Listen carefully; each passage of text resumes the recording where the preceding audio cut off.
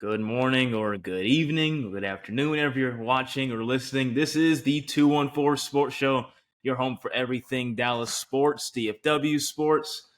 I am your host, Joseph Duffy. This is episode 25 of our podcast. I'm also joined with, as usual, the great tj.Krilowic, my Frisco Thank you, man. native, and Thank you. Courtney Machani, the Arlington native. How are we doing today, Of fellas? course. Doing great, man. Doing fantastic. Had one class today, didn't know it was canceled, walked all the way over there, but it's good to get a walk in, Talk about walking, man. Oh my God, bro. Rough one today for me and Courtney. Yeah, 20-minute walk for uselessness, man. Just Yeah. uselessness. Oh, Was I'm kinda about to hit a waste of walk to the movie center, though. Yep, and speaking It's of a good Moody walk. Center, we do all attend the University of Texas at Austin. There's a big game. You we're can't tell recording from on the it. shirts that If you them can't two tell wear. from the shirts that we're wearing. But big game tonight at the Moody Center, our basketball arena here on campus on the 40 acres, playing Iowa State number 16th ranked basketball squad in the NCAA. Texas currently unranked, but I do want to start in the beginning of this episode because it is Super Bowl week. The Super Bowl will be Sunday, number 58 in Paradise, Nevada, or I guess just Las Vegas, in Allegiant Stadium, home of the Las Vegas Raiders. It will be the San Francisco 49ers going against the Kansas City Chiefs. San Fran going for the first time since 1995, going for their sixth ring. Kansas City going for the fourth ring ever, third in the Patrick Mahomes era, possibly becoming a dynasty. Fellas, who do you have winning this game? Very briefly, TJ, I'll start with you. Well, I'm going to go San Francisco. I don't really have a team for this game. I really don't care for each team, to be honest. It's kind of just a depressing Super Bowl. But, I mean, I'm going to go with the San Francisco 49ers. I think the Chiefs are always high in the playoffs, but sometimes they've had a couple times where they've cooled off in the Super Bowl in the last few years. I'm going to go San Francisco. They want it more. Yeah, I mean, I really want Ravens versus Lions, but obviously, Roger Goodell can't let us have that. But it's cool. We got Taylor Swift in the Super Bowl. Because we got Taylor Swift in the Super Bowl, I think they're gonna go with the Chiefs, bro. I mean, I'm not gonna say it's a script. If I want to talk about actual gameplay, I think that the Chiefs are just gonna show up for the moment more than the Niners will. I don't think Brock Purdy is ready until the fourth quarter. For some reason, the fourth quarter he turned into Tom Brady. But the other three quarters, I think the Chiefs are going to build a decent lead. I think they're going to pull away with it. I think it is rigged, though. I think they're going to do it for Taylor Swift Ravens, though, for sure. Yeah, San Fran's been off to some very slow and poor starts against Green Bay in the divisional round as number one seed, and then also against the Detroit Lions, who choked a 24-7 lead in the NFC Championship. Very rough watch in that second half for those who are preying on the San Fran downfall. But I think for Kansas City, I really think that, they're really in the groove. When you have number 15, like I've said in the past, it's really hard to stop him. You can't play comeback against him. Once he gets out in front, there's no letting up, and especially because of this defense this year, which has been the best in Patrick Mahomes' career. I really like this secondary against this 49ers offense. Even though they have a lot of weapons in the Niners, I do think that Kyle Shanahan gets in his own way sometimes and overthinks, and that's why they've had such poor first halves. And I think they were not going to be able to stop Patrick Mahomes because, one, the Chiefs' run offense is really good. I like Isaiah Pacheco's game so far. People like to make fun of his run style, but I like their running offense. And their run defense in the Niners is really not as good as it used to be the past 2-3 years. So I really like the Chiefs here. I think it'll be a nice balanced attack on Sunday. So, with that being said, it's going to be a brief episode. We're going to jump right into it. We're going to start with the Dallas Mavericks, the gift that keeps on giving, a very interesting team in DFW, a very inconsistent team. Since the last episode, of course, when we witnessed and talked over Luka Doncic scoring 73 points against the Atlanta Hawks, we've seen the Mavericks now drop one to the Timberwolves, where it felt like they almost surrendered. Drop one against the Bucks, and then also win against the Sixers a few nights ago. So for this Mavericks team, man, what do you think? Is there a certain reason that you pinpoint for this team being so inconsistent? Because there's multiple areas. Not a lot of people like to blame Jason Kidd, just willingly because they want him out of here, and I can see their argument for that. But for TJ, what is your reasoning for why this Mavs team just can't build on a consistent winning streak and build on top? Well, what is my explanation? Is Jason Kidd. Yeah, I mean, I get it. no, but for real, like, look, we talked about it going into January that this was going to be a tough road schedule for the Mavericks. It was going to be tough. They're going to play a lot of over 500 teams. They're not playing good against over 500 teams right now this year. They're 11-18 right now. So, I mean, that's just going to be a recipe for inconsistency when you're playing a tough schedule. Right now they're kind of in the middle of it still. I think they have they have Brooklyn tonight, which is going to be they could still put up a fight, and you got New York, and then you also have, I believe, the who's the Thunder next. So we still got a tough schedule. I think it's, roughly because of how injured this team is, how inconsistent this rotation has to be. I mean, you can blame Jason Kidd all you want, but he's being dealt with cards that, are changing every single game. I mean, every single game there's new injury updates. There's people coming back, people getting petty injuries like Derek Lively with, Wendell Carter Jr. slapping him in the face. It's just like this, you can't get consistency when you're injured all the time. That's just the problem that this team is having. I mean, Dante Exum's been out for a while. Derek Jones Jr. has been out for a little bit. Of course, Kyrie, Luka, they always are on and off the court too. So that's what I'm going to go with. Yeah, if you want to talk about inconsistencies, we could talk about the most recent game they had, which they did win. Of course, that Sixers team doesn't have Joel Embiid. They also had the deal with injuries as well. I believe Tobias Harris is going through some type of illness, and I think they have another injury that's Oubre or something like that. But they still beat the Sixers team, which is fifth in the West. In the East, and they held Tyrese Maxey to 16 points. Where, if you guys remember, a couple of days ago he had a 50-piece. So for something that we don't see a lot from this Maverick team is obviously defense. And so for them to show defense, obviously the team isn't the Sixers team isn't fully forced, but for them to show defense in that capacity, they blitzed Tyrese Maxey and they showed what they could do against all-star guards. Unfortunately, when you say that, you realize that on Saturday they let Damian Lillard score 30 and they let Giannis score 48. So it's just this team is just super inconsistent. I feel like Jason Kidd is getting a lot of the blame, like TJ said, but I feel like he don't deserve any of it. I honestly didn't even think to fire Jason Kidd until everyone started saying fire Jason Kidd. I felt like a lot of it wasn't his fault. But then, cause I feel like a coach can only do so much. I feel like you don't want like what's the coach that just got fired in Milwaukee? Adrian Griffin? Yeah, I don't know if you want Adrian Griffin situation, this late into the season. I don't think there's a coach that can really fix the problems. Doc Rivers definitely would fix the Mavericks' problems, but I don't think there's a coach that can fix the problems that is currently in the atmosphere right now. So I just think right now, I think they're just trying to still gel together the team, just injuries. You talk about the Milwaukee Bucks, and you pinpointed that Sixers game of this Mavs inconsistencies, but I was thinking more of that Bucks game because at one point, I know basketball is a game of runs, but at one point that Bucks game, the Mavs were up, I believe, 17, 18 points. It was looking like they were about to run away with it.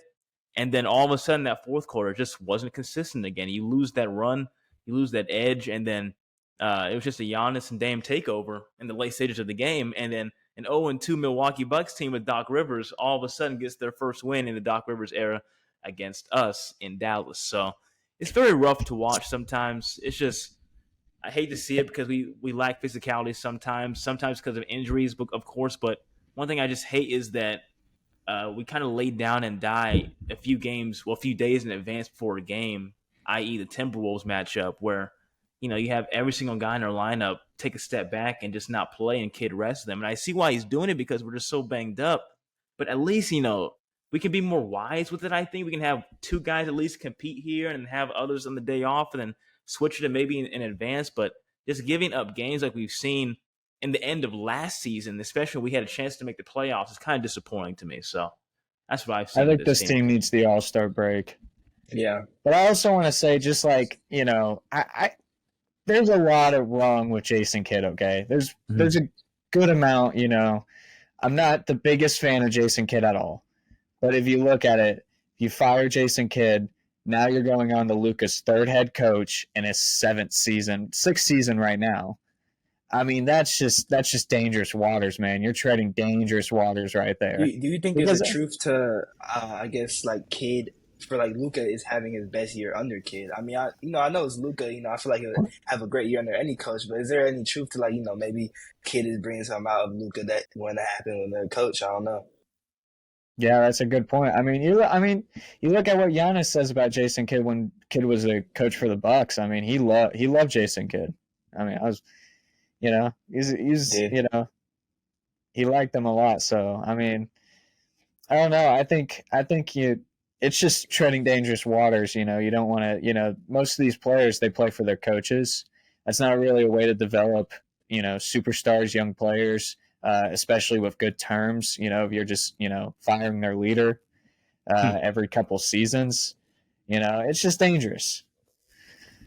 Yeah, very dangerous indeed. With this Mavs team, they got 5 games until the All-Star break. I don't know if they can make it. They're hanging kind of on a thread right now, but 5 games till the All-Star break. And it's going to be an interesting stretch to see this team come mid-February, have a little bit of time to recuperate. And then Luka's going to play in the All-Star game along with, I think Kyrie Did he make it actually as a reserve? Have they announced the reserves at all? No. He was too hurt over the year. Yeah, so he's probably already on his way to be disqualified from all the honors in the future with like the end of the season stuff. I don't know if he's really in contention to win anything anyways, but all NBA honors. But we're going to move on to the Dallas Stars, who are actually just about to start playing in a few days. The NHL All-Star Weekend was just this past weekend. We saw a lot of stars up there, I believe, in Toronto. I believe, what's his name? Austin? Why am I forgetting his name, bro? The Maple Leaf from Arizona. Help me out, TJ. You're embarrassing me.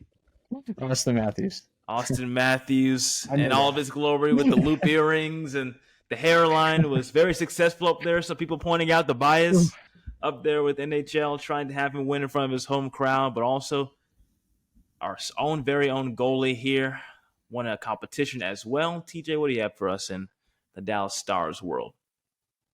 Well, All-Star break's over. They play tonight against the Sabres. We will know the result. They'll also play Toronto on Wednesday night. We'll know the result by this episode is up. We don't know yet, though. So I'm going to kind of go to the trade deadline. That's March 8th, March 9th, one of those dates. And kind of talk about what the Stars can do.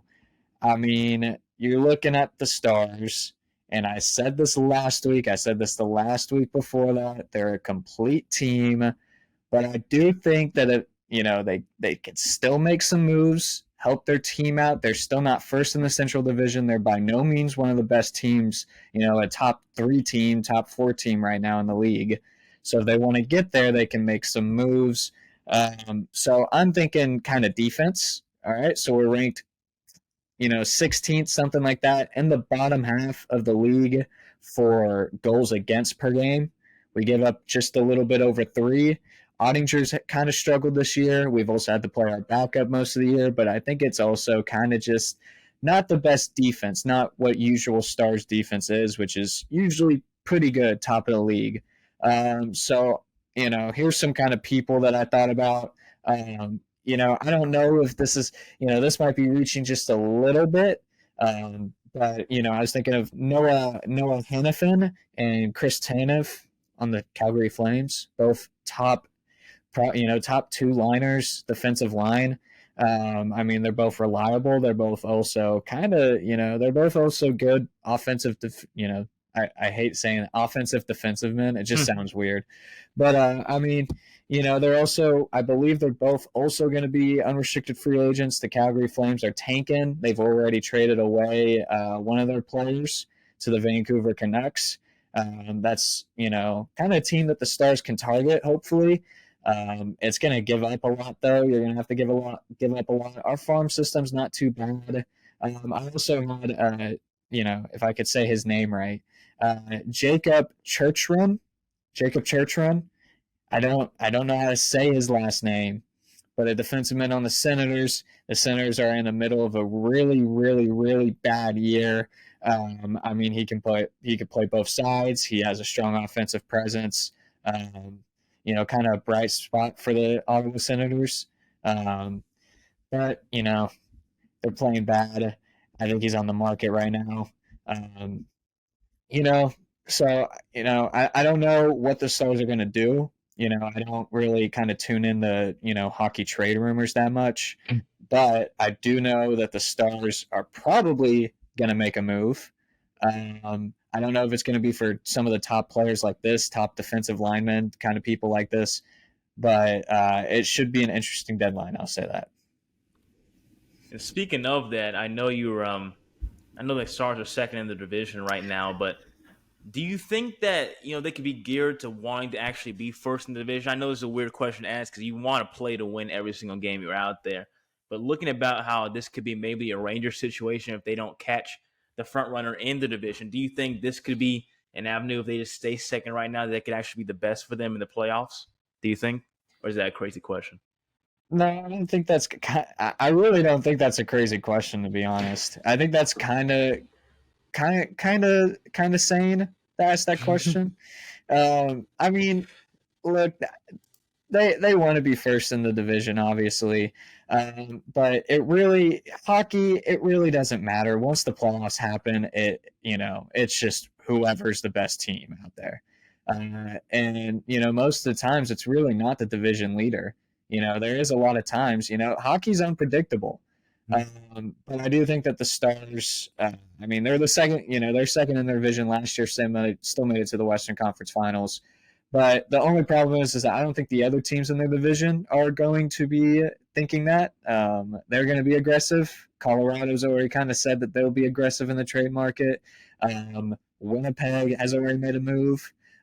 So I think the Stars, they want to catch up to them, stay in competition. They're going to have to make these moves. All right, the 30-13 Stars, second in the Central Division. Hopefully they make some moves at the deadline. We're going to move on to America's team, the Dallas Cowboys.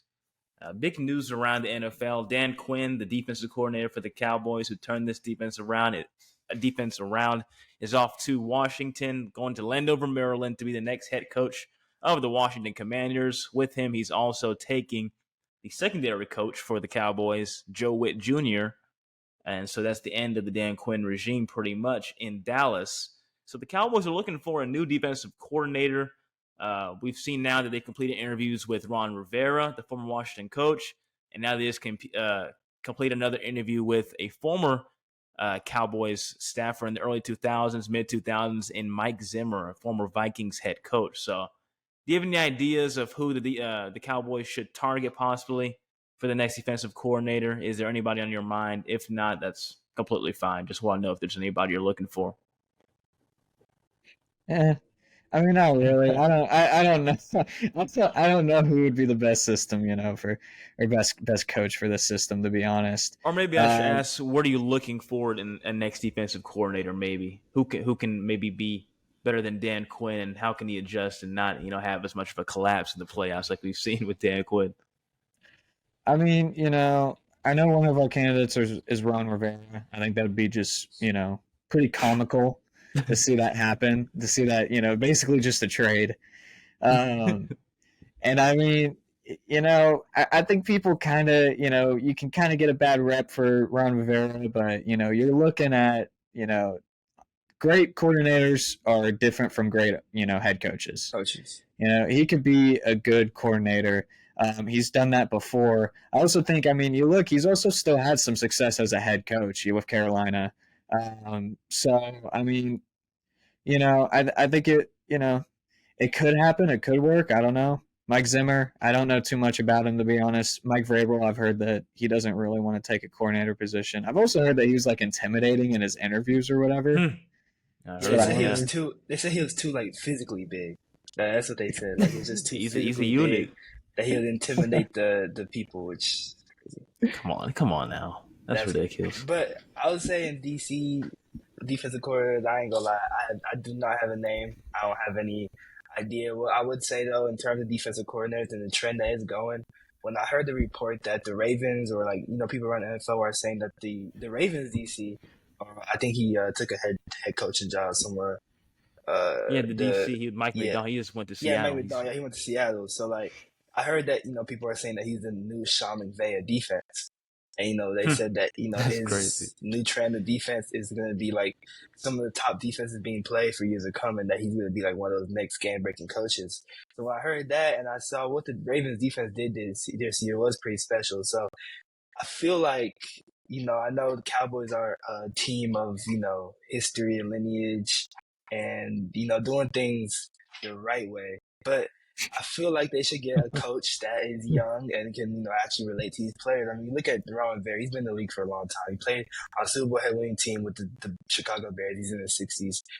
Zimmer, he's been in the league for a long time. He's also in his 60s. He used to be in the Cowboys. He was a DC from 2000 to 06. He's been familiar with this team. He won a Super Bowl with us as a coach, obviously. And I mean, yeah, I feel like that's cool, but also I feel like, with all the game breaking talent that they do have on the roster, like Parsons, like Trayvon Diggs, and some of these players that they have had breakout like DeRon Bland, I feel like they need someone that can maximize their talents a little bit more. I feel like Zimmer and Rivera are going to be a little bit too old school for them. I did like Zimmer's defenses in Minnesota. Ron Rivera's defenses were cool in Carolina, and in Washington they're up and down depending on the talent that they had that year. But I feel like they need someone that can really relate to them a little bit more as a coach. And speaking of relating, I was going to point out that's how much real momentum. That's real momentum. Yeah, speaking of that, just speaking of relating, I know a lot of Cowboys players. They talk about how much they appreciate the DB's coach Al Harris, a former corner for the Green Bay Packers, who's been the DB coach for the Cowboys for the past 2 or 3 years with Dan Quinn. But I just don't know if the Cowboys want to keep everything in-house. I know if they're going to venture out for another defensive coordinator, I think Mike Zimmer would be a fine option. His defenses the last few years with the Vikings weren't as great as they were when he first arrived there. But he has history with Jerry Jones. He's one of his good old buddies. But he's not a guy that gets pushed around more so than other coaches. So I wouldn't mind if Mike Zimmer came here. I like what you're thinking with a younger a younger candidate for our defensive coordinator position, Courtney. But I wouldn't mind if we possibly went Mike Zimmer. He has a lot of knowledge. He doesn't do a lot of the other buffoonery we've seen with Dan Quinn with having our DBs play 15 yards off the line, giving up, free checkdowns. And Zimmer, like you said, it's hard nosed. I ain't gonna lie, those defensive players in Dallas need some. They definitely need someone to step on them. They do need a little bit of that. And if that's the case, I wouldn't mind. I wouldn't be mad if Al Harris became the new DC.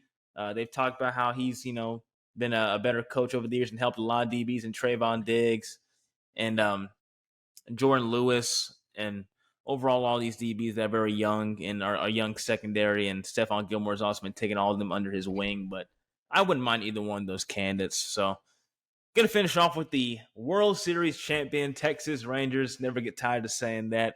The World Series champion Texas Rangers. 3 months to the day we won the World Series, Monday, which was yesterday when we were recording this. Season's going by, but the offseason has been very stale, per usual. In the MLB, the past week we've seen Corbin Burns, the ace for the Milwaukee Brewers, get traded to Baltimore under new Orioles leadership, which you love to see for a team that hasn't had a lot of big-time moves with the John Angelos regime, which is not known for great ownership, similar to the Oakland A's. But it's good to see the new leadership finally go after the big guys in the league in pitching. But the Rangers would be able to sign a new contract with Bally Sports and the Diamond Sports Group about 4 days ago. And this was said to be the big contract that held the Rangers back from signing other free agents, say in Jordan Montgomery, who has been our number one option we want to resign, who was instrumental in our World Series championship run, and then also extending Adolis Garcia. So how big is this to y'all to have this Bally contract signed and the Cowboys to the Rangers to actually move forward somewhat in the offseason, making at least some moves? Look, there's a lot of evidence against this.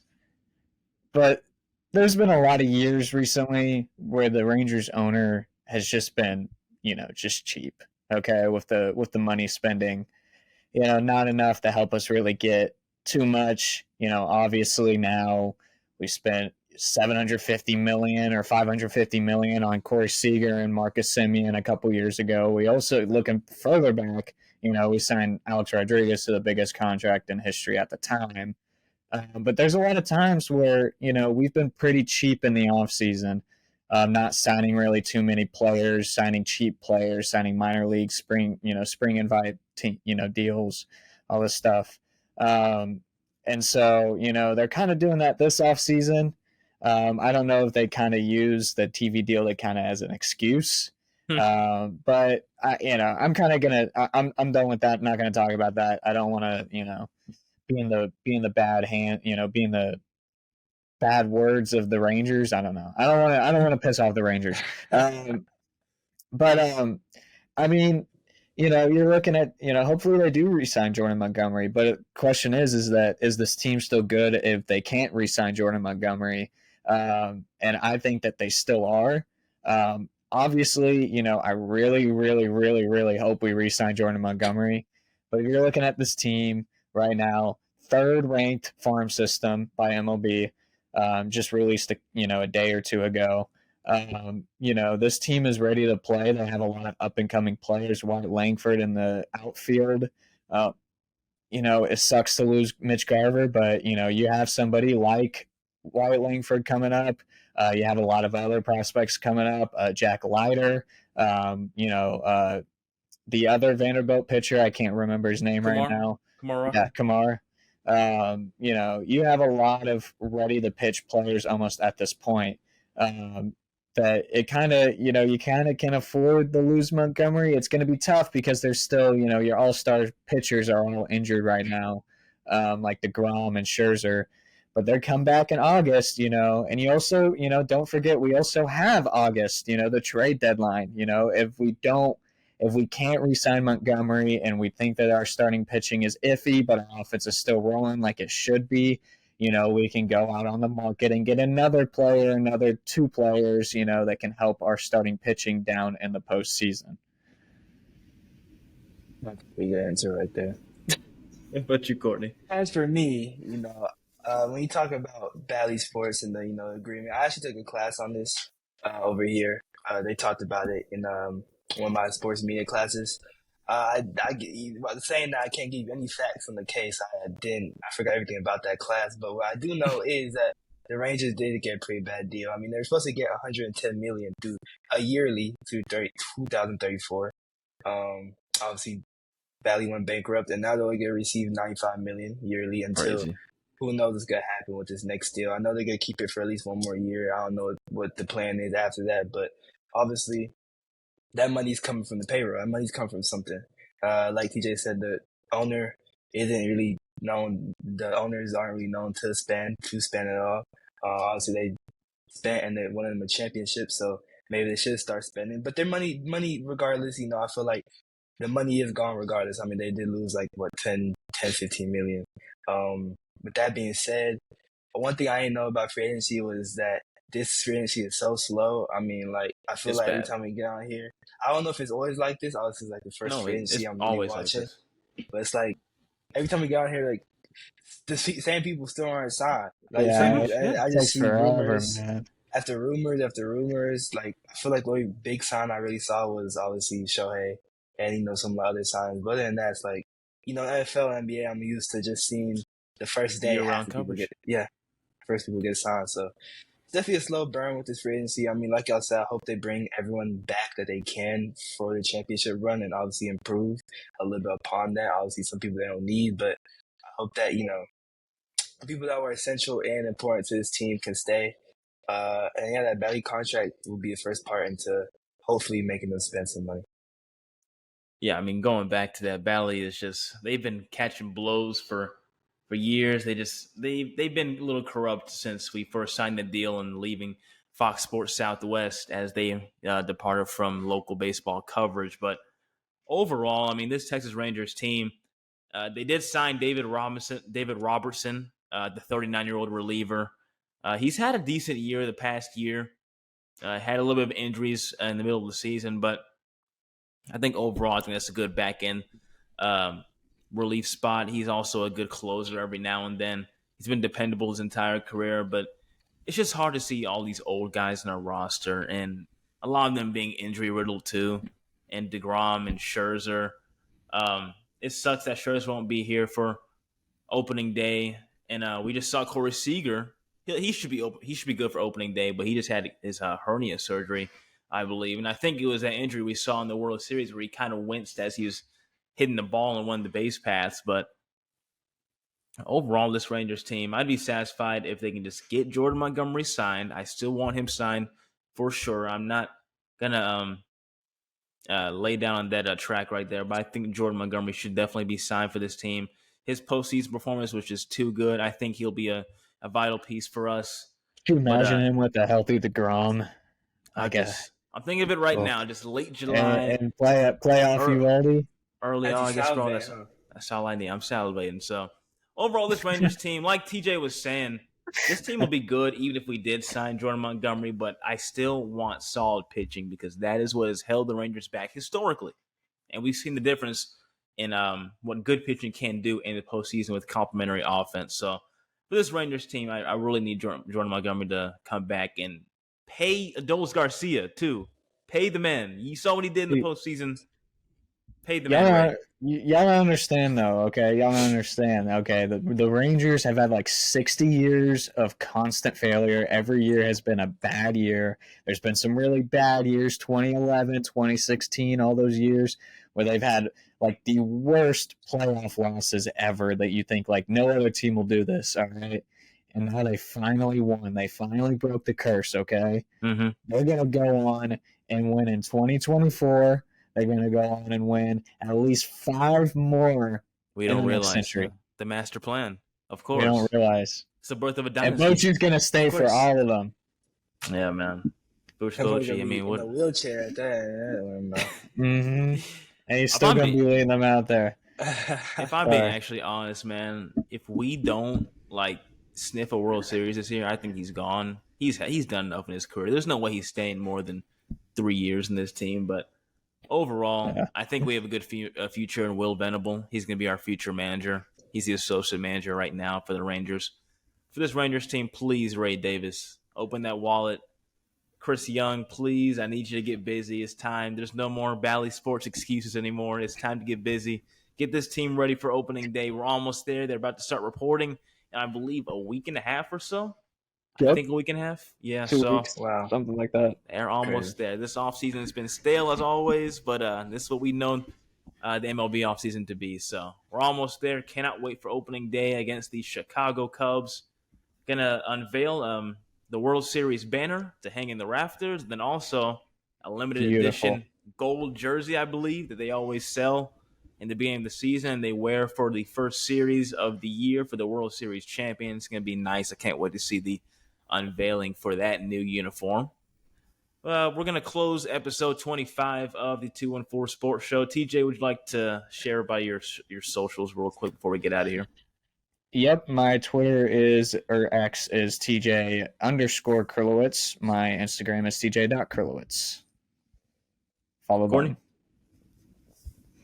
My fine. Take your time.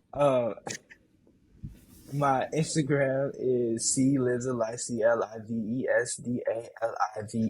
clivesdalife. My Twitter is c_Machani. And for me, you can follow me on Instagram. All of that, the whole alphabet. No, but you can follow me on Instagram and Twitter at Joseph_Duffy99. No, sorry, Joseph Duffy _99. Whatever it is, I don't even remember what my own username is. I think I might have said it wrong. Instagram, Twitter, Joseph Duffy _99. Instagram and Twitter, you can follow me on there on those platforms. You can also follow the podcast on Twitter, Instagram, and TikTok, where we post reels, clips for the show that we have coming up. And then also you can like and subscribe, where we post the actual full podcast and all of its length on YouTube and Spotify. We post it usually on Thursday morning, sometime between 9 and 11 a.m. Should be out for you so you can listen, watch, and or listen. So that'll be all for us. You can follow us on YouTube and Spotify, Instagram, TikTok, and Twitter. That'll be it for Joseph Duffy, TJ Krilowic, and Courtney Machani. This was episode 25 of the 214 Sports Show, your home for everything Dallas sports. Have a good rest of your day.